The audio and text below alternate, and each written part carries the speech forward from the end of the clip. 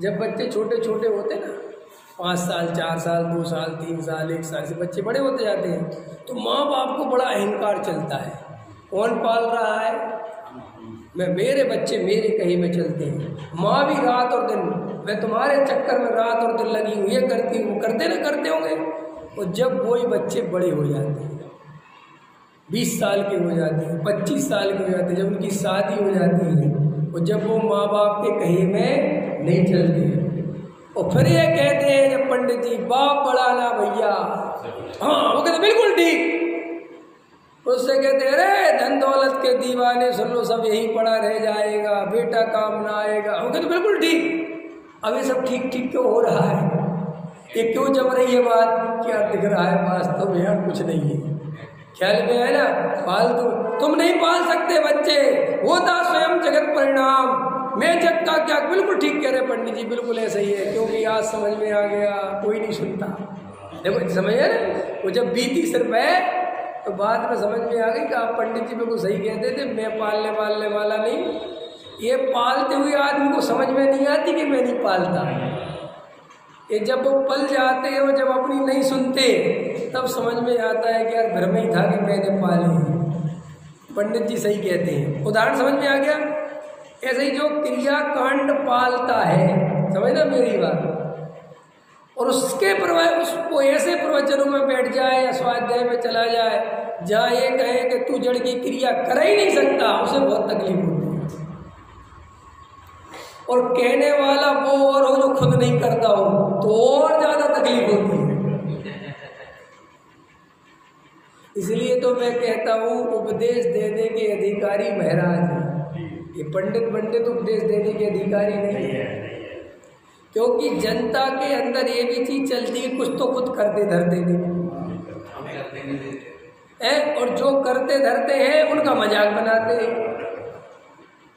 समझ में है ना? लेकिन इन पंडितों की औकात नहीं है कि ये क्रिया कांड का मजाक बना सके। घबराना नहीं, ये तो मजाक आचार्यों के आधार पर बनाते हैं, क्योंकि आचार्यों ने भी उसे जड़ की क्रिया कहा है। अगर वे आचार्यों को हटा दो तो फिर कहने की हिम्मत है कि जड़ की क्रिया में धर्म नहीं है। तब समझ में आया ना मेरी बात? ये कुंद भगवान जो 28 मूल गुणों का पालन करते हैं, वे कहते हैं कि जड़ की क्रिया का कर्ता मैं नहीं हूँ, मैं तो उनके आधार पे कह रहा हूँ। अभी मेरे तो जीवन में कोई क्रिया ही नहीं, मैं कैसे कहूँ मैं करता हूँ? मेरी घबराना नहीं। तो श्री गुरु कहते हैं कि जिन लोगों के अंदर ये जड़ की क्रिया में धर्म नहीं है, जड़ की क्रिया करने वाला जीव नहीं है, तकलीफ हो जाती है, उससे समझ में आ जाता है कि अभी इसकी जड़ की क्रिया में एकत्व है। न ये खुद कहता कि बिल्कुल ठीक कहते हो, मैं उसका करने धरने वाला नहीं हूँ। पकड़ में आया? तो देखो भाई, बहुत गहराई से विचार करो कि कहीं हम शब्दों में उलझ के तो नहीं रह गए। हमने आपसे कहा, देखना प्रश्न जी, हमने आपसे कहा आप एक आसन करा आज, बोले हाँ अष्टमी से, हाँ एक आसन काय के लिए किया, तो आपने मुझे उत्तर दिया आपको नहीं पता, इससे राग कम होता है। अरे बहुत अच्छा।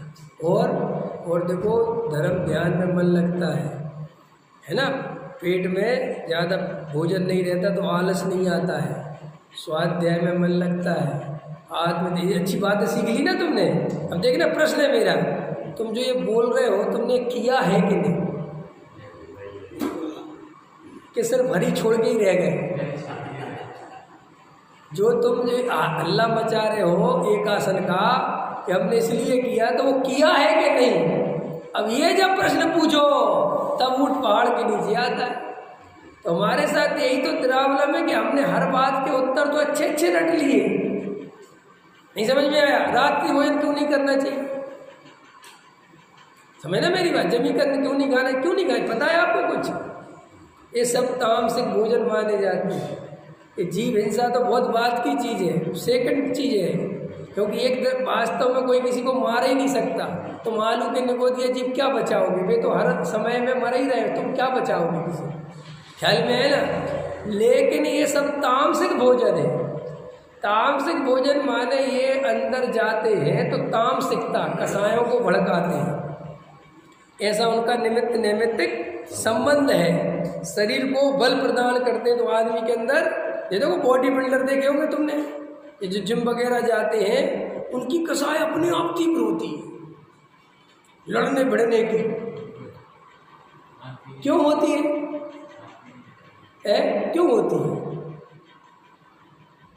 हमारा लड़का स्कूल जाता है, पतला दुबला रखा है बिल्कुल, बच्चे उसके साथ वाले बड़े बड़े हैं, तो आजकल एक ही दिमाग में सेट है कि पापा सब बड़े बड़े हैं, मुझे बहुत धमकाते हैं और मैं डर जाता हूँ क्योंकि बड़े शरीर पे हमसे अच्छे हो, मेरा कमज़ोर है, मैं कैसे लड़ूँ? नहीं समझ में आया? तो मैंने कहा कुछ नहीं, तो थोड़ा बड़ा हो जा फिर तेरे जिम में भेजते हैं।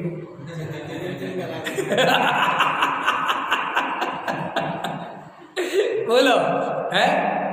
तो ये अब कोई कहे कि जिम जाने में क्या पाप है?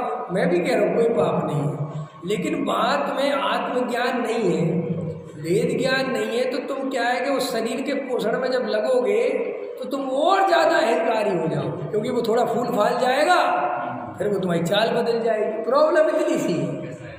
अब जो राजा महाराजाओं के अच्छे बलशाली शरीर होते थे, वे कोई बनाते नहीं थे जिम में जाके, उनके प्रकृति से ही होते थे। हमने कहा ना पंचम काल का पुण्य कैसा है, यहाँ फ्री में कुछ नहीं मिलेगा। 2 घंटे जाके जिम में पसीना बहाओगे तो कुछ बनेगा, और वहाँ 14 काल वालों की फिगर बिल्कुल मेंटेन होके आते थे। समझ गए ना? तीर्थंकरों का शरीर देखा तुमने? क्या गजब का, एकदम ऊपर से लेकर नीचे तक है, जे चौड़ी छाती और जे बलशाली, जिसके लिए अपन सोचते हैं ना, ऐसा उनका जन्म ही होता है। इसलिए अब तुम कहोगे साहब तीर्थंकर भी तो ताकत है, तो भाई उनने ताकत आत्मा के दम से प्रकट करी, घबराना नहीं। उनने तो आत्मा को जाना, वेद ज्ञान किया, आत्मानुभव किया, तो ऐसा पुण्य बना, A1 क्वालिटी का शरीर मिला।